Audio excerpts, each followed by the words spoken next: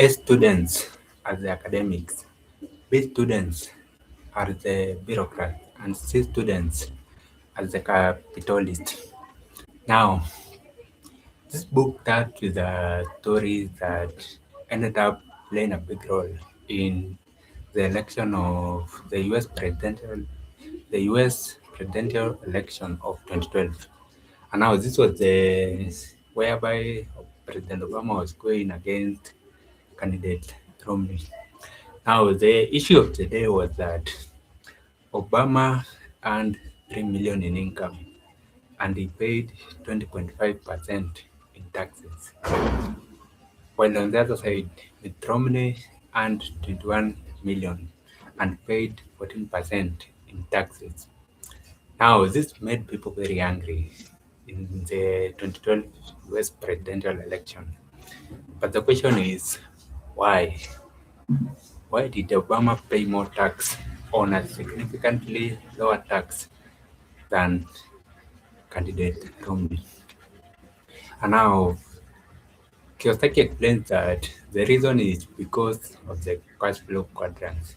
And the reason is because President Obama looks at the world from the E and S quadrant. So the E and S quadrant, this is the employee and self-employed or small business quadrants. So this is whereby people in these quadrants only focus on the income alone. So they only focus on how much they are bringing in. On the other hand, candidate Romney looks at the world from the D and I quadrant. So this is from the big business and investor quadrants. So that is the reason why there was that different in taxes. But as you know, with these things, most of the people don't realize where the difference came in. They just get angry that someone who is bringing in more money pays less taxes than someone who is earning less money. But the reason is because of they are operating from different quadrants. Now, welcome to the fifth session of the Lead Book Review series. In this series, I I review one book a week. So this is one book that I have read and the main takeaways that I have from every specific book. Now today it's all about why A students work for C students and why B students work for the government. And now I'm going to share 3 takeaways and a bonus at the end about that I have from this book by Robert Kiyosaki. Now, this is your first time here. I'm Samuel Kim, the founder and CEO of NK Elite. Now, NK Elite is an agency which focuses on 2 things, and that is marketing and fundraising. So, marketing is for DTCs, skincare brands, and fundraising is for non-profit. Now, on to the first takeaway. Now, the first takeaway is about the 4 8,000 pound gorillas. So we'll start with the definition of the 8,000 pound gorillas. Now, 8,000 pound gorilla is a term, it's a phrase, not a term, but actually a phrase. So 8,000 pound gorilla is a phrase that is used to refer to something that is, is relevant and something that people know that will be talking about, but they are not talking about it. So this is what the 8,000 pound gorilla refers to. And as I've already mentioned, there are four 8,000 pound gorillas that Kiyosaki talked about. Now I'll start with the first one. Now the first one is about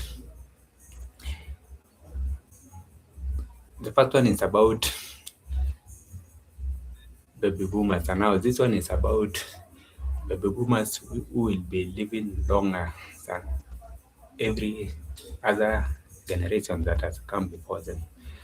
And now the thing about this gorilla is that what this means is that because they are living longer, what happens is that they'll end up spending more after their retirement than the other generations which have come before them. And on the other hand, what this means is that they'll spend more on their medical expenses in case they get sick. And now what this means is that at the end of the day, because the medical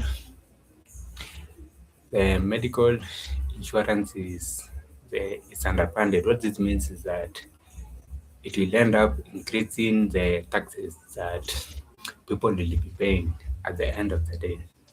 So that is what the Fat 8,000 pound gorilla is about. Now we are on to the second 8,000 pound gorilla. Now the second 8,000 pound gorilla, this one is about this one is about now the national debt. And now the thing with the national debt is that national debt is is the money that the country owes, and the thing about it is that compound interest is working against the country. So what this means is that the debt that the country has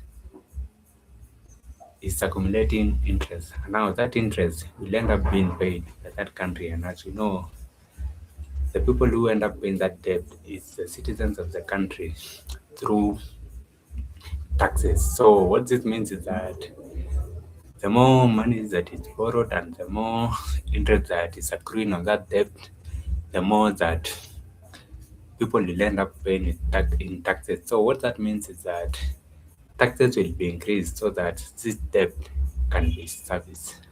So that is the second 8,000 pound gorilla. Now on to the third 8,000 pound gorilla. Now the third 8,000 pound gorilla, this one is about the new depression. And now this is depression that is brought about by money being printed. So what this means is that when the government prints money, what happens is that the money that is in circulation at the moment ends up losing value. And when this money loses value, what this means is that prices of stuff goes up, that the income will go up. And when the income goes up, it means that the amount of income that someone can be taxed also goes up. So this one is about the value of the currency being destroyed, and at the end of the day, everything becomes expensive. Now, those are the three 8,000 pound gorilla. So, accelerating national debt, people living longer, and the new depression. And now, what this end up doing is that it end up in the fourth 8,000 pound gorilla. And now, the fourth 8,000 pound gorilla is about higher taxes. And as I've already mentioned in the other three gorillas, is that each one of them ends up contributed to higher taxes. And now the other tax that doesn't seem like tax is inflation. And now, as I've already mentioned with inflation, this is whereby things go up every year by about 3%. Now, what this means is that we think going up at an average of like at the lowest of 3%. What this means that inflation is a kind of a tax, because now at the end of the day things are getting expensive. So for example, let's talk about something like fuel. So if fuel is going up by 3%, what this means is that the amount that you spend this year to buy fuel will be will not be enough to buy the same amount of fuel in 2027. So those are the four 8,000 pound gorillas that Kiyosaki talks about. So the first one is people living longer. The second one is acceleration national debt. The third one is a new depression. So this is whereby government is printing more and more money. Now the fourth gorilla is higher taxes themselves now. Now on to my second takeaway. Now my second takeaway is about the three types of income. And now the three types of income are, the first one is earned income, the second one is portfolio income, and the third one is passive income. Now earned income, now this is a normal kind of income. So this one is whereby you work for money. So this one is where now you are paid a salary. And the thing about this earned income is that it is the highest tax income. And now when you are running an income, you are paying the highest tax. Second kind of income is portfolio income. And now portfolio income, this one is about buying low and selling high. So the best example that I can think of these are two examples. And the first example is trading stocks. So when you buy stocks low and then you sell high. And then the second one is flip in real estate. So this one is when buy a house or a complex low and then you sell it high. So this is what led to the housing bubble of 3708. Now on to our third income. So this one is passive income. Passive income is also called cash flow. It's also called cash flows. And now this is income that you get from your assets.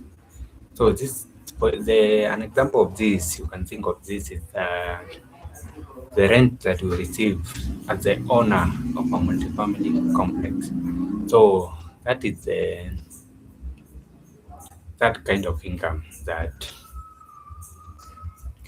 Kiyosaki talks about. So the three kinds of income are earned income. So this is the salary. Second one is portfolio income. So this is when you buy low and you sell high. So this can be stocks or real estate.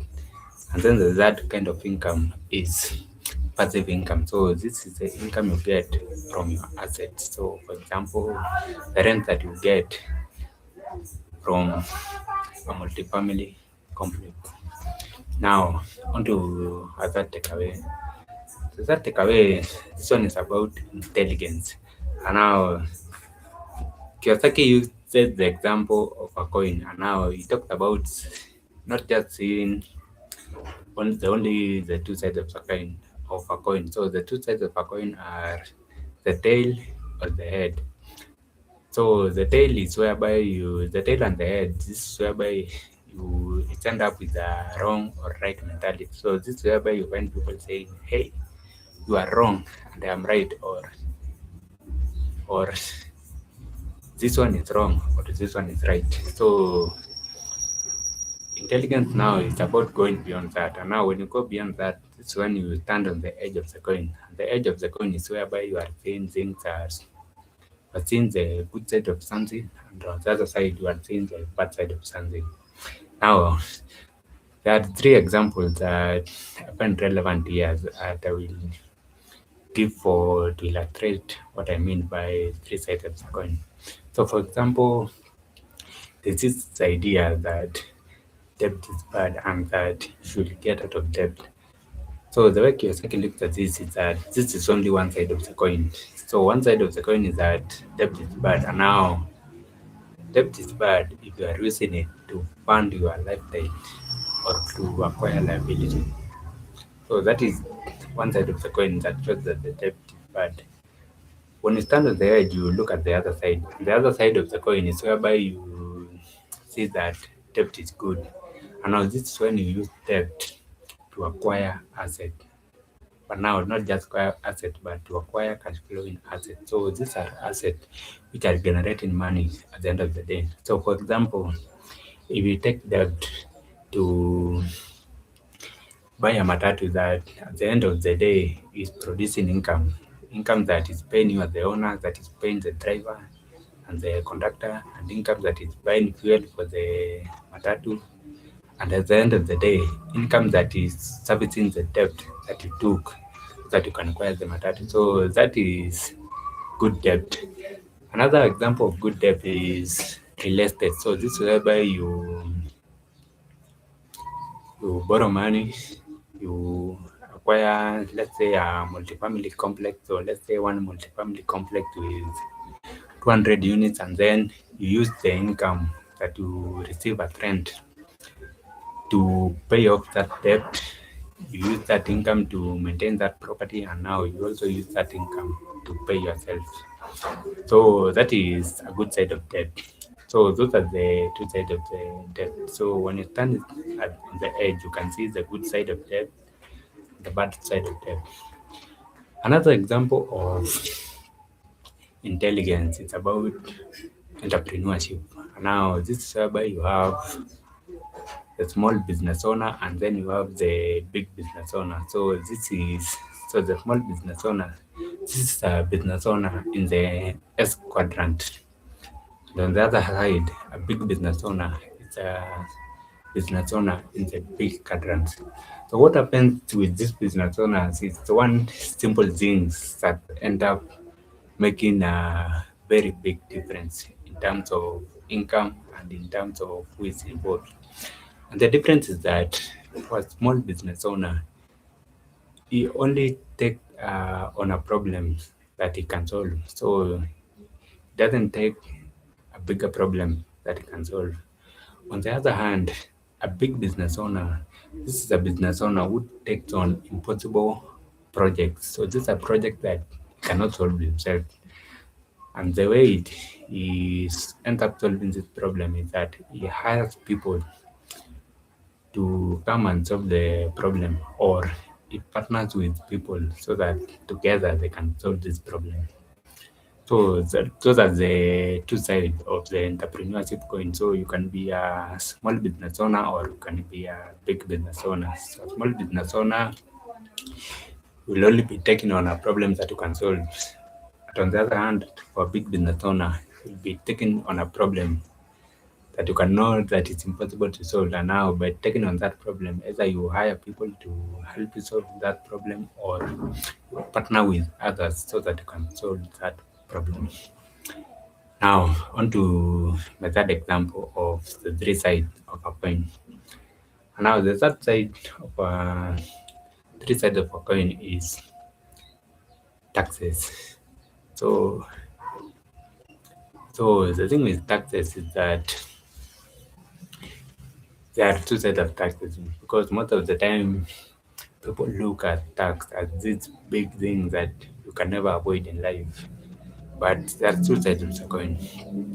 On one side of the coin, you have taxes which you have, you have the taxes that are kind of imposed on you, and the other side of the taxes you have tax incentive. So this one is whereby when you do what the government wants done, you end up paying less in taxes. So you are given tax break. Now an example of this, like the best example of this I can think is about real estate. So let's say, for example, you go and buy one house. So this is a house whereby it's only you who is living in that house. So when you own only one house, you don't get, you end up paying taxes for owning that house. But on the other hand, when you own a, let's say, a multi-family complex that has around 200 units. So this means that you are providing housing to 200 people or 200 families. And what this means is that because you are helping the government solve the housing problem, what end up happening is that the government gives you tax break. So you end up paying less in taxes than the person who owns only one house. So those are the three kinds of intelligence that I can think of, so that illustrates the three sides of a coin. So the first one is debt, second one is the two types of entrepreneurs, and then the third one is about taxes. Now, about the bonus. Now, the bonus is that Kiyosaki talked about the entertainment mentality. And the entertainment mentality is this whereby people end up with this mentality that I don't have to do anything because the government will take care of me. So this is the entertainment mentality, and the way it showed up through the government social programs. And as you know, the government social programs, they are underfunded, and the way they operate is that the people who have qualified for these programs, they will be paid, but the people who are coming in at the who are starting on, who are starting paying for this program. So, something like the retirement programs. People who are retiring, they the money that they receive will end up being paid for by the people who are just coming in and are not qualified for the retirement plans. And now what this ends up happening is that the more people, the more money that has been projected that will be paid to the people who will qualify for the retirement program. What ends up happening is that the money is much more than the money that the people who are coming in will be the people who are coming in are paying. And now at the end of the day, what ends up happening is that because of this mentality that I paid for this money and have to get this money because I paid for it, I have to get what was agreed. What ends up happening is that the money is too low to fully service this retirement programs. And now what happens is that there are two options. So either the retirement package to be slashed or the taxes to be increased so that the government is able to fully fund this project, these retirement programs. And now this is where now this entertainment mentality goes crazy because now at the end of the day, with the unemployment that is going on, the people who are paying for this product are very few, and the money that is required to fully fund these plans. Now that is what will end up causing a lot of issues because now there will be more money or the taxes will be raised so that these plans, these people who are retiring, they can be fully funded. So that is the bonus. And now next week I'll be covering the that book by Robert Kiyosaki. And now this is the book that I wish I had read when I walked away from my sales job in 2021. So I'll cover that book next week. And for now, bye bye. Carpe diem.